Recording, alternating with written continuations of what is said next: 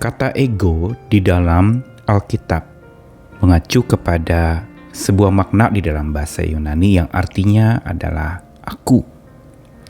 Dan kalau mau menyoroti lebih lanjut lagi tentang kata ego ini, secara umum merujuk kepada rasa mementingkan diri sendiri yang berlebihan, yang biasanya merupakan akibat dari keasyikan yang berlebihan dengan diri sendiri.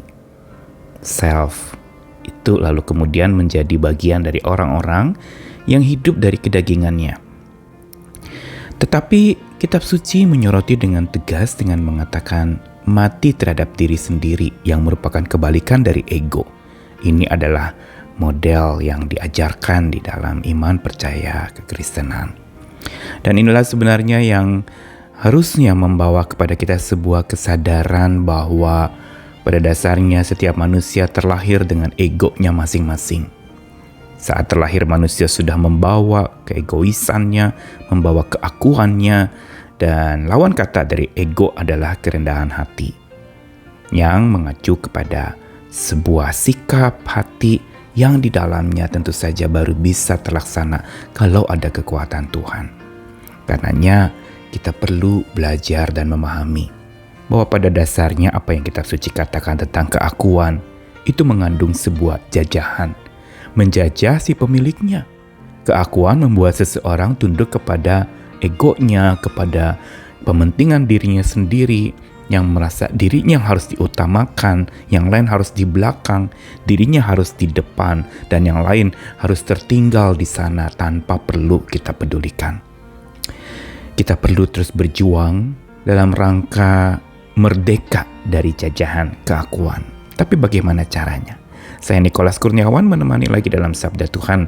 Hari ini dibacakan dari satu ayat saja, Galatia pasal 2 ayat 20. Merupakan sebuah ungkapan dari seorang rasul yang dengan satu cara yang ajaib, dia bisa menangani egonya dengan bijak. Namun aku hidup, tetapi bukan lagi aku sendiri yang hidup, melainkan Kristus yang hidup di dalam aku. Dan hidupku yang kuhidupi sekarang di dalam daging adalah hidup oleh iman dalam Anak Allah yang telah mengasihi aku dan menyerahkan dirinya untuk aku. Rasul Paulus itulah nama rasul yang tadi saya sebutkan, yaitu seorang yang memang lewat perjumpaannya dengan Tuhan terjadi sebuah perubahan yang sangat drastis. Perubahan paradigma dirinya sendiri. Perubahan yang bukan sekedar bicara soal keagamaan, tapi perubahan di mana Rasul Paulus menyadari dan melihat siapa dirinya di hadapan Tuhan. Yang dia seperti Yohanes Pembaptis yang mengatakan dia harus makin bertambah dan aku harus makin berkurang. Maka Rasul Paulus menjadi makin melengkapi pandangan kita tentang itu, bahwa ketika dia berjumpa dengan Tuhan dan dikatakan dia telah disalibkan dengan Kristus, ini menjadi cikal bakal dan langkah awal untuk dia bisa merdeka dari jajahan egonya.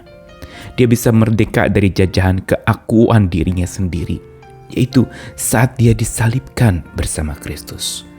Tentu saja arti ini adalah sebuah makna ungkapan atau figuratif di mana Paulus tidak bersama-sama dengan Yesus disalibkan, tetapi ada sebuah mentalitas di mana seorang yang menyerahkan dirinya itu sama dengan menyalibkan dirinya bersama Kristus.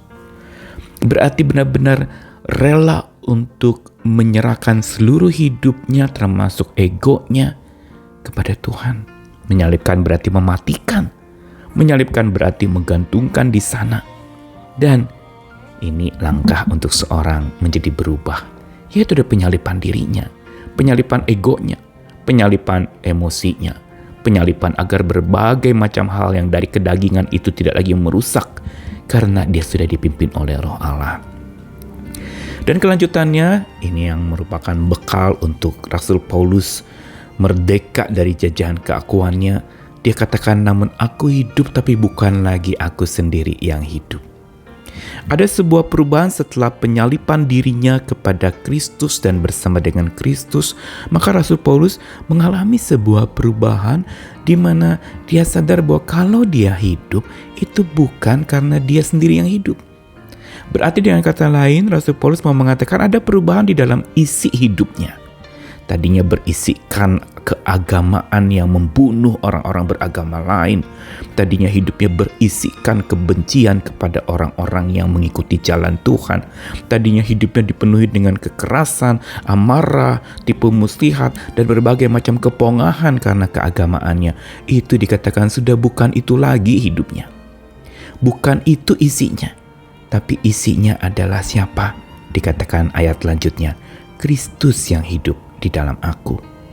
Berarti dia berisikan Kristus yang sudah mati itu, yang rela berkorban, yang dengan cinta kasih yang ajaib itu telah menyelamatkan dia.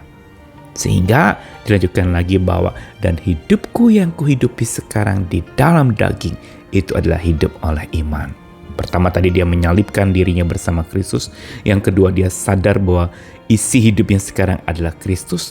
Dan yang ketiga adalah dia bisa hidup menangani segala problema kedagingan yang bisa jadi berupa jajahan dari keakuannya itu bisa ditangani oleh iman di dalam Kristus. Bukankah dikatakan hidup oleh iman dalam Anak Allah yang telah mengasihi aku dan menyerahkan dirinya untuk aku? Inilah sebenarnya langkah untuk kita bisa merdeka dari jajahan keakuan kita. Problem hidup kita sebenarnya kebanyakan dari keakuan kita, dan musuh terbesar dari hidup kita yang paling bisa menjajah kita dengan hancur-hancuran dan habis-habisan kepada kita adalah si aku, ego kita. Kita harus menendang. Kalau ada kata ego, ego, maka itu kita harus tendang dan biarkan tertinggal go. Go di mana kita pergi berjalan tanpa mementingkan diri sendiri.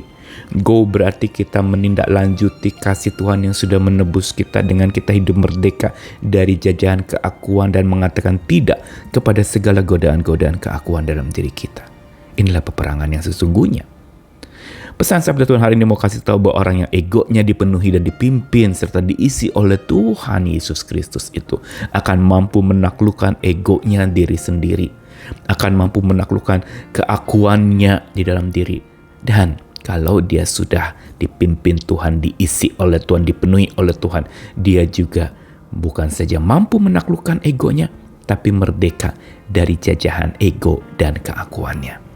Tuhan mengasihi kita. Hari ini saat ketika ego kita mulai menjadi dominasi, merusak dan menghancurkan hubungan kita dengan Tuhan, dengan sama kita jadi pongah.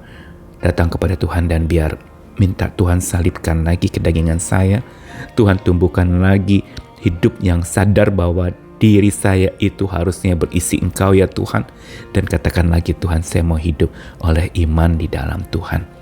Karena itulah yang memampukan saya untuk bisa merdeka dari jajahan keakuan, kedagingan, egoisme dalam diri. Tuhan mengasihi kita sekalian, selamat berjuang, dan Dia tidak pernah lepas dari hidup kita. Amin.